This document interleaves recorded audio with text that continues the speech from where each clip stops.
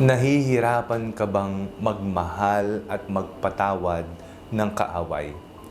Ako po si Father Fiel Pareha at ito po ang ating segment, ang Daily Devotion, na kung saan tayo po ay magdarasal, magbabasa at magninilay kasama ng salita ng Diyos sa buong taon. Manalangin tayo. Sa ngalan ng Ama, ng Anak at ng Espiritu Santo. Amen. Halina, banal na Espiritu, liwanagan mo ang aming puso at isip nang maunawaan at may sa buhay namin ang iyong salita. Amen. Our Bible passage for today is from the Gospel of St. Matthew chapter 5, verses 43 to 48, and I read it for you. You have heard that it was said, "You shall love your neighbor and hate your enemy." But I say to you, love your enemies and pray for those who persecute you, so that you may be children of your Father in heaven. For He makes His sun rise on the evil and on the good, and sends rain on the righteous and on the unrighteous. For if you love those who love you, what reward do you have? Do not even the tax collectors do the same? And if you greet only your brothers and sisters, what more are you doing than others? Do not even the Gentiles do the same? Be perfect, therefore, as your heavenly Father is perfect. Maging ganap, maging perpekto, maging banal, katulad ng ating Amang nasa langit. Ito po ay ang ating goal sa ating pananampalataya, ang maging ganap o maging banal. Ang ating pong Panginoong Jesucristo ay napakalinaw sa pagbibigay po ng mga daan upang tayo'y maging banal. Sa ating pong binasang ebanghelyo sa araw na ito, ibinigay niya pong halimbawa ang pagmamahal. Ang pagmamahal na walang kondisyon, ang pagmamahal na hindi naghihintay ng kapalit, ang radikal na pagmamahal. Bakit po ito naging radikal? Sa mata po ng mundo, kapag inaway ka ng ibang tao o may kaaway ka, hindi kasundo, ay hindi mo na lang papansinin. No? Magtatanim ka na lang ng sama ng loob.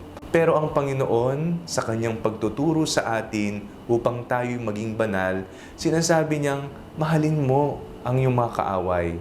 Ipagdasal mo sila. Patawarin mo sila. Ito po isang radikal na pagmamahal na ang sasabihin sa atin ng mundo, wag na wag kang magpapatawad. Wag na wag mong mamahalin ang mga taong naninira sa iyo. Pero malinaw sa ating Panginoong Jesucristo na tayo po ay may karapatang magmahal maging ang ating mga kaaway at atin silang ipagdasal. Dugtong pa ng ating Panginoong Jesucristo. Kung ating mamahalin lamang ang mga taong nagmamahal sa atin, anong makukuha natin dito? Nagmamahalan na, nagkakaunawaan na, nagkakamabutihan na. Papaano naman yung mga taong hindi natin kasundo? Sila ang dapat nating higit na mahalin at paglaanan ng panahon at atensyon. Ang daan patungo sa kabanalan ay hindi diretsyong daan. Hindi ito madali. Kung ating titingnan, ito na yata ang pinakamahirap na utos sa atin ng ating Panginoong Jesucristo. Ang patawarin, ang mahalin, ang ating mga kaaway. Pero ito po'y magagawa natin sapagkat ito'y nagawa ni Jesus. Baka sabihin natin, Father, hindi naman po ako ang Diyos. Hindi naman ako si Jesus. Hindi ko yan magagawa. Pero tandaan po natin na si Jesus ay tao at Diyos na totoo. Siya ay pinarusahan, siya ay pinagtaksilan, siya ay ipinako sa krus at pinatay. Ngunit bago siya nalagutan ng hininga, ang mga salitang namutawi sa kanyang mga labi ay, Ama, patawarin mo sila. Hindi nila alam ang kanilang ginagawa. Manalangin tayo. Panginoong Jesucristo, nais po naming maging banal.